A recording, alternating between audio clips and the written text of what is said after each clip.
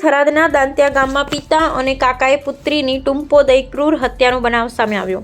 યુવતીના પ્રેમી ઉચ્ચ સ્તરે અરજી કરતા પોલીસ તપાસ બાદ ફરિયાદ નોંધાઈ। થરાદમાં પ્રેમ સંબંધથી નારાજ પિતા અને કાકાએ પુત્રીની ટૂંપો દઈ ક્રૂર હત્યા કરી। હત્યા બાદ પુત્રીના રાતોરાત અંતિમ સંસ્કાર કરી દીધા। થરાદ તાલુકા દાંતિયા ગામના માનવતાને શરમાવે એવી ચોંકાવનારી ઘટના સામે આવી છે।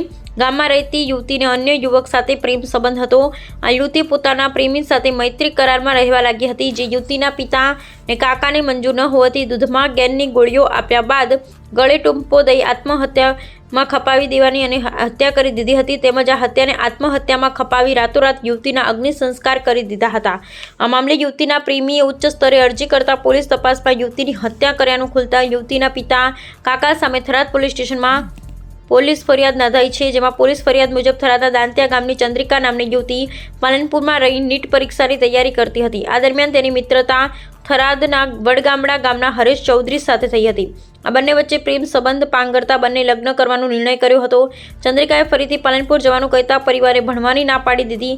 આથી ચંદ્રિકાએ વાત સોશિયલ મીડિયા દ્વારા તેના પ્રેમી હરેશને જણાવી કહ્યું હતું કે મારા પરિવારના લોકો મને ભણવાની ના પાડે છે અને આપણા પ્રેમ સંબંધનો જો પરિવારજનોને ખ્યાલ આવશે તો મારા બીજે લગ્ન કરાવી દેશે અને મારો મોબાઈલ પણ લઈ લેશે, જેથી તું મને અહીંથી લઈ જા। આથી ગત 4 જૂન 2025ના રોજ ચંદ્રિકા પોતાના પ્રેમી સાથે અમદાવાદ ગઈ હતી અને ત્યાં બંને મૈત્રી કરાર કર્યા હતા। તે પછી રાજસ્થાન અને મધ્યપ્રદેશ ફરવા ગયા, જ્યારે ચંદ્રિકાના પરિવારજનોએ પોલીસમાં ગુમની ફરિયાદ નોંધાવી અને આ દરમિયાન ગત 12 જૂનના રોજ થરાદ પોલીસે આ બંનેને ભાલેસર રાજસ્થાનથી લઈ આવી હતી, જેમાં યુવતીને પરિવારને સોંપી દેવામાં આવી હતી અને યુવક હરેશને અન્ય કેસોમાં ધરપકડ કરવામાં આવી હતી।